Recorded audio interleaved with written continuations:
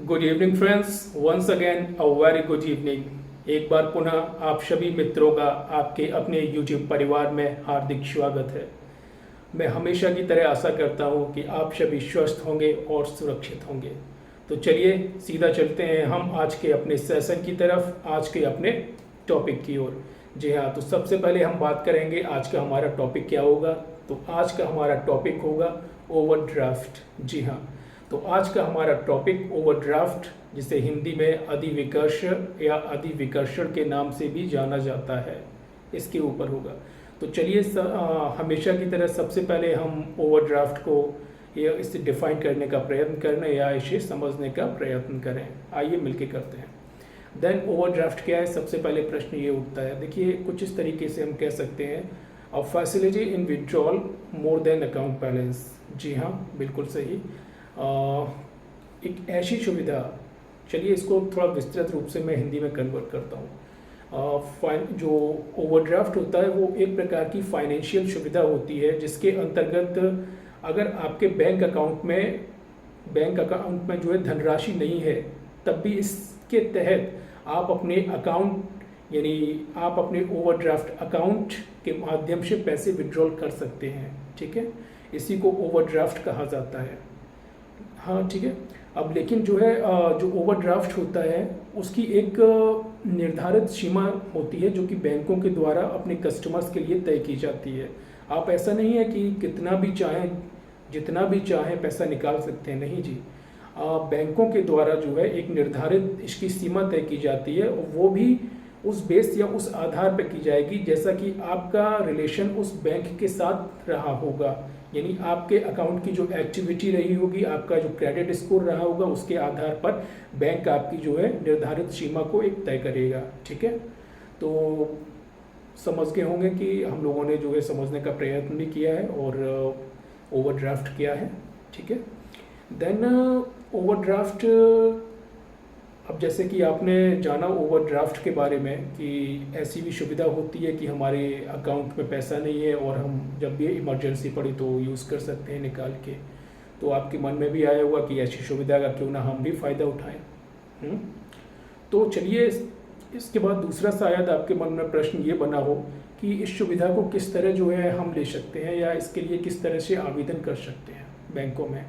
ठीक है, तो दूसरा प्रश्न हम यही उठा लेते हैं कि ओवरड्राफ्ट की सुविधा को पाने के लिए किस तरीके से आवेदन किया जा सकता है। देखिए पहले तो मैं आपको ये बता दूं कि जो ओवरड्राफ्ट होता है वो एक प्रकार का लोन ही होता है।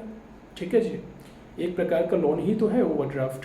अब सपोज अगर ओवरड्राफ्ट की सीमा आपको ओवरड्राफ्ट की जो सुविधा है, जो फैसिलिटी है, वो आपको लेनी है, तो आपको क्या करना होगा, या तो आप ऑनलाइन या अपने बैंक में जाकर आवेदन कर सकते हैं इस सुविधा के लिए, ओवरड्राफ्ट अकाउंट के लिए। मोस्टली माना जाता है दो तरह से जो है ओवरड्राफ्ट अकाउंट जो है बैंक ओपन करता है। एक होता है विद कोलेट्रल और दूसरा होता है विदाउट कोलेट्रल। ठीक है, अब जो कोलेट्रल के साथ यानी कुछ सिक्योरिटी या कुछ गिरवी रख रहा है बैंक, तो ऐसे जो ओवरड्राफ्ट अकाउंट होते हैं वो बैंकों के लिए सुरक्षित माने जाते हैं। लेकिन जो विदाउट कोलेट्रल यानी किसी में किसी तरह की सिक्योरिटी नहीं है अगर रख रहा है, तो वो थोड़े से बैंक असुरक्षित भी मानता है इस तरह के अकाउंट्स को अपने लिए। ठीक है, अब ये तो हम समझ गए कि दो तरह से जो है अकाउंट्स बैंक जो है इस तरह के ओवरड्राफ्ट अकाउंट खोलता है। अब हम आ जाते हैं कि देखिए अगर बैंक इस तरह की सुविधा अपने कस्टमर्स को प्रदान कर रहा है तो क्या होता है कि बहुत से बैंक, यानी ये मानिए लगभग सारे बैंक ही इस तरह की सुविधा जब कस्टमर्स को प्रदान करते हैं तो लगभग 1% प्रोसेसिंग फीस भी चार्ज करते हैं अपने कस्टमर्स के ऊपर। ठीक है जी। अब इसके बाद हमारे मन में एक और प्रश्न उठता होगा कि ओवरड्राफ्ट जो है, चलिए ओवरड्राफ्ट डिफाइन हो गया, उसको हम समझ लिए कि क्या होता है। ओवरड्राफ्ट की सुविधा यानी फैसिलिटी को हम अपने बैंक के माध्यम से कैसे प्राप्त कर सकते हैं। ठीक है, बाकी का जो भी प्रोसेस है कि किस तरह खुलवाया जा सकता है, अगर हमारे कई विद्यार्थियों के मन में ये आ रहा हो तो बाकी प्रक्रिया आप बैंक के द्वारा पता कर सकते हैं। अदरवाइज आप ऑनलाइन जाएंगे तो वहाँ जो है सारा जो है एक तरीके का फॉर्म आ जाता है, उसे फुलफिल करिए और अप्लाई कर दीजिए। उसके बाद बैंक आपका जो क्रेडिट स्कोर देखेगा, उसके बाद आपको ये सुविधा देनी है कि नहीं देनी है, ये डिसीजन जो है वो बैंक का होगा। ठीक है जी। अब आ जाते हैं हम अपने देखिए बैंक डिफाइन भी हो गया, बैंक इसकी जो सुविधा कैसे पानी है, फैसिलिटी पाने के लिए क्या करना है, आवेदन कैसे करना है, वो भी हो गया। अब तीसरा पॉइंट ये बन जाता है कि जो ओवरड्राफ्ट अकाउंट्स हैं, ठीक है, ये फैसिलिटी है, इनकी जो है क्या विशेषताएं हैं। ठीक है, देखिए तो कुछ हद तक बात कर लेते हैं इस पर भी। कोशिश करेंगे कि ये जो है आज का टॉपिक कंप्लीट हो जाए। अगर ऐसा नहीं होता है तो हम अगले जो है मतलब टॉपिक में या अगले सेशन में भी इसी पर बात करेंगे और इसे कंप्लीट करने की कोशिश करेंगे। ठीक है, तो आइए इसकी विशेषताओं के ऊपर चलते हैं। देखिए ओवरड्राफ्ट जो फैसिलिटी है उसकी विशेषताएं क्या हैं। नंबर 1, पॉइंट वाइज जो है इसे बांट लेते हैं, डिवाइड कर लेते हैं ताकि समझने में थोड़ा आसानी रहे और मुझे भी बताने में थोड़ा सहज मैं भी महसूस करूँगा। ठीक है, तो नंबर 1 इस तरीके से कुछ कहा जा सकता है, जो ओवरड्राफ्ट अकाउंट्स होते हैं इनकी एक निर्धारित सीमा होती है जो कि बैंकों के द्वारा जो है तय कर दी जाती है। ठीक है, और कस्टमर्स के जो क्रेडिट स्कोर होते हैं उनके बेस पे या उनके आधार पर इसे तय किया जाता है, उनकी जो सीमा है। ठीक है जी, विड्रॉल सीमा जो भी है उसे, विड्रॉल लिमिट को। और लेकिन ज़रूरी नहीं कि हर कस्टमर्स के लिए एक ही विड्रॉल की लिमिट यानी एक ही सीमा जो है तय की जाए। नहीं, हर कस्टमर्स के अपने क्रेडिट स्कोर, अपने जो है उसके जो भी इनकम के रिसोर्सेज होंगे, उस आधार पर अलग अलग जो है उसके लिए ओवरड्राफ्ट सीमा को तय किया जाता है। ठीक है, अब नेक्स्ट पॉइंट पर हम कुछ आ जाते हैं अपने। देखिए इसके अंतर्गत क्या होता है, ओवरड्राफ्ट जो अकाउंट्स होते हैं इसे हम ईएमआई के रूप में जो है पे नहीं कर सकते हैं, जैसे इक्विटी मंथली इंस्टॉलमेंट कहते हैं। प्रायः हम लोग ईएमआई जब भी कोई लोन लेते हैं तो ईएमआई के माध्यम से ही हम उसे चुकाते हैं, भरते हैं। ठीक है, अपनी ईएमआई बनवा लेते हैं, किस्त बनवा लेते हैं, एक मतलब एक फिक्स होती है ईएमआई, उसके माध्यम से हम चुकाते हैं। लेकिन इसमें ऐसा नहीं है। इसमें क्या है, देखिए जब भी आपके पास पैसा हो, धनराशि हो जाए, तो आप एक साथ भी चुका सकते हैं। ठीक है, जैसी धनराशि हो वैसे आप चुका सकते हैं। ठीक है, इसमें ऐसा कोई हिसाब किताब नहीं है कि आप जैसे ईएमआई होता है, जिस तरीके से ईएमआई का प्रोसेस होता है उसी तरीके से आप चुकाएं, नहीं, इसमें ऐसा कुछ नहीं है। इसकी अपने अलग जो है इसे चुकाने के नियम है। ठीक है जी, अब आ जाते हैं हम थर्ड पॉइंट पर अपना। देखिए जो ईएमआई है, जो ओवरड्राफ्ट अकाउंट है, इसकी कोई भी न्यूनतम सीमा निर्धारित नहीं की गई है। इसको जो है वापस करने की ऐसा नहीं है कि कोई महीने की न्यूनतम सीमा को निर्धारित कर दिया गया हो कि आप जो है हर महीने इतना जो है पे करना ही पड़ेगा। नहीं, कोई भी न्यूनतम सीमा नहीं है। लेकिन समझदारी इसी में है कि जो भी मतलब जल्द से जल्द अगर आपके पास पैसा है तो समझदारी इसी में है कि इसको जो है टाइम टू टाइम आप मैनेज करते रहिए। आप जो है बैंक को उसका पैसा वापस करते रहिए अगर आपको ये सुविधा मिली हुई है।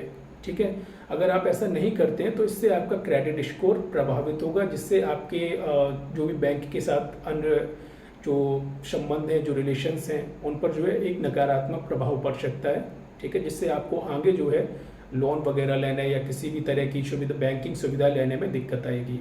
ठीक है, और इसमें एक बात और होती है कि सपोज मान लीजिए अगर आपने जो है ओवरड्राफ्ट लिया है, ओवरड्राफ्ट अकाउंट खुलवाया है। ठीक है जी, इसमें हालांकि कोई जो है लिमिट नहीं होती, कोई जो है न्यूनतम सीमा नहीं होती है हर महीने की कि आपको जो है इतना हर महीने लौटाना ही है। लेकिन इसमें क्या होता है कि अगर कोई बैंक या हम एनबीएफसीज के द्वारा जो है इस सुविधा को लेंगे, दो ही माध्यम है ना हमारे पास, ये तो बैंक है या नॉन बैंकिंग फाइनेंशियल कंपनीज है, उन्हीं के माध्यम से ये सुविधा ओवरड्राफ्ट की हम ले सकते हैं।